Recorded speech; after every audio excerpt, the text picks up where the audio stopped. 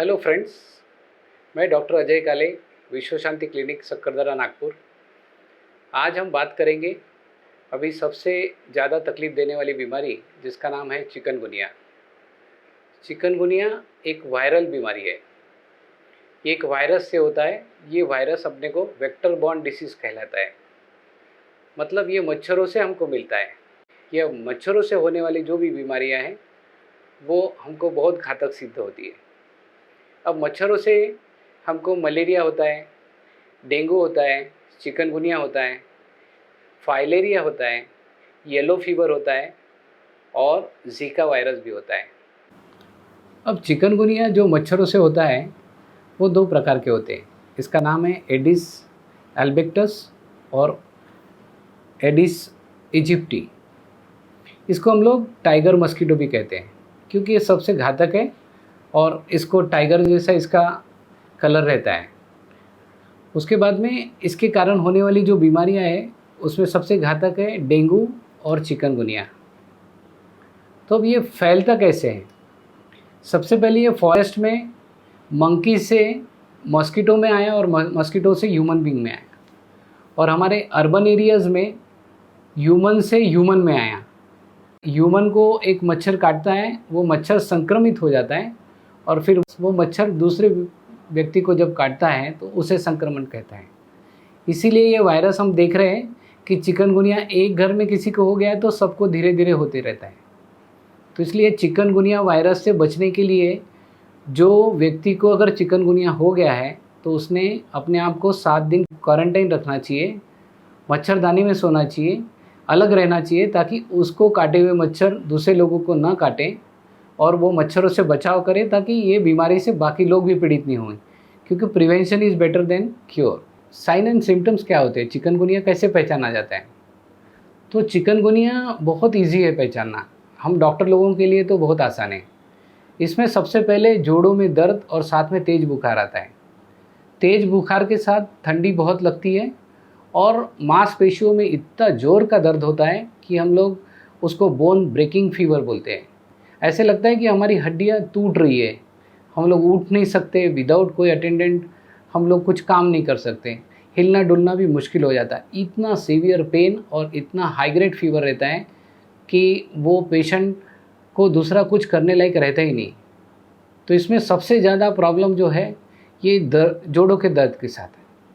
तो ये हम लोग क्लिनिकली डायग्नोस तो कर लेते हैं कि इसको चिकनगुनिया हो गया है, पर अभी चिकनगुनिया होने के और क्या सिम्टम्स रह सकते हैं? जैसे सर में दर्द है, उसके बाद में हाथ पैरों में दर्द है, फिर बाद में लूज़ मोशन भी रह सकता है, नौशिया वोमिटिंग भी रह सकता है और बहुत कॉमन है इसको स्किन रैशेस होती है।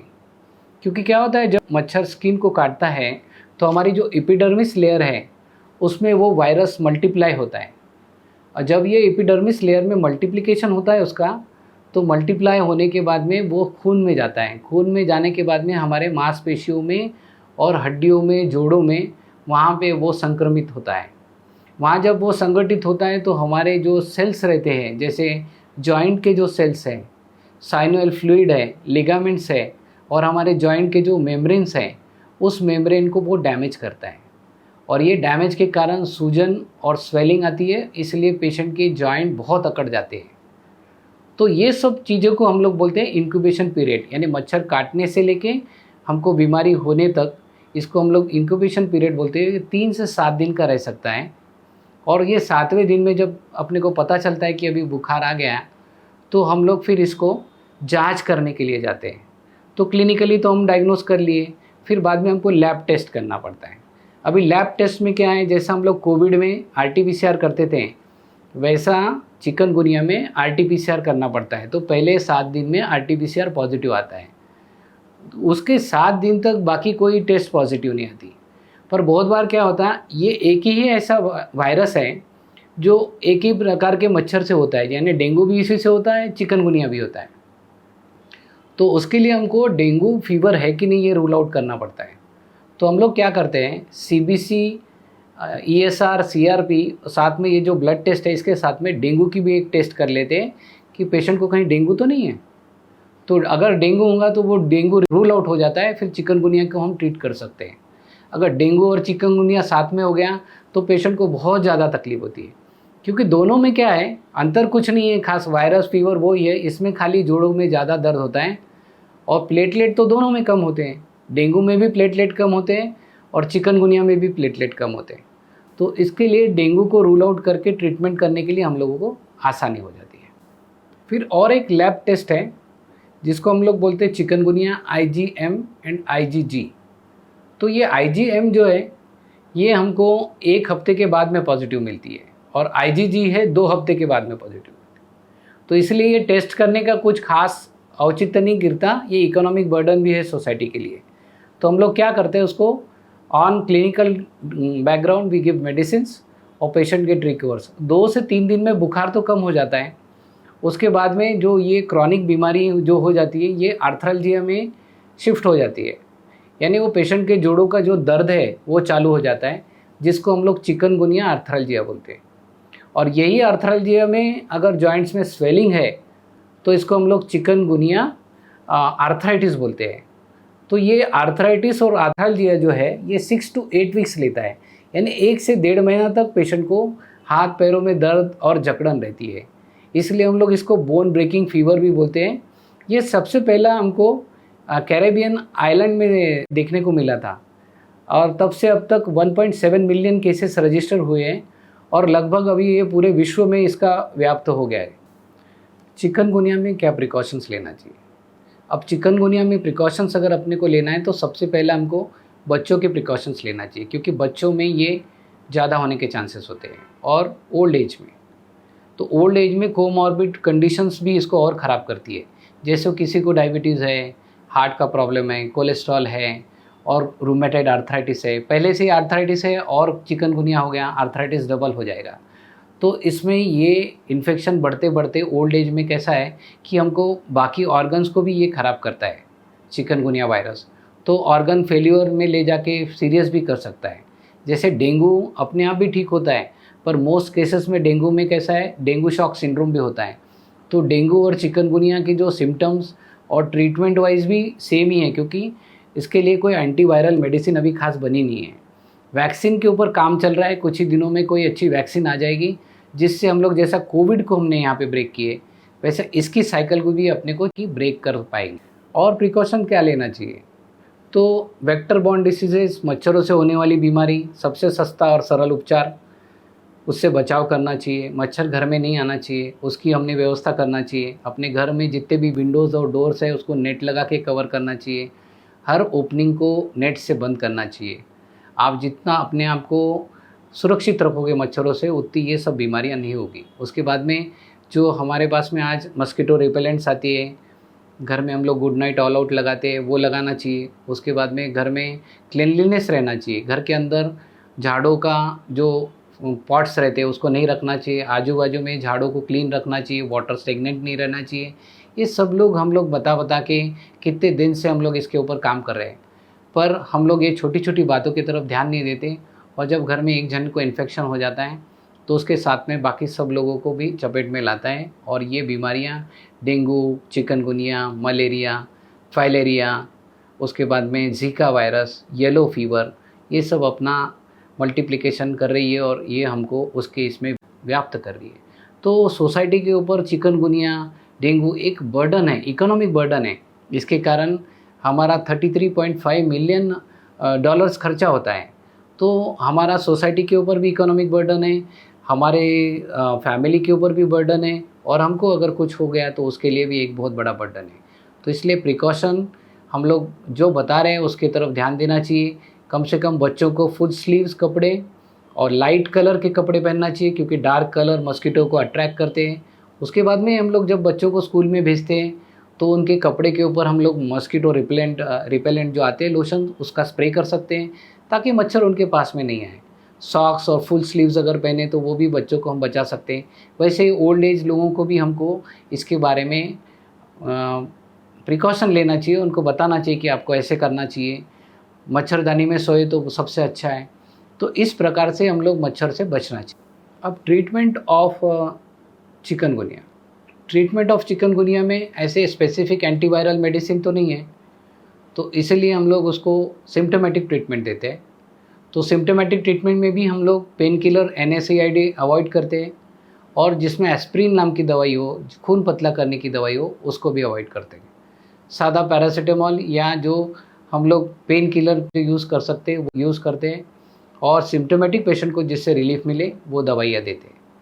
तो ये हो गया उसका बेसिक ट्रीटमेंट। अभी हम लोग आएंगे कि होम्योपैथी में क्या है। तो homeopathy is one of the best pathy for all the viral type of symptoms and diseases.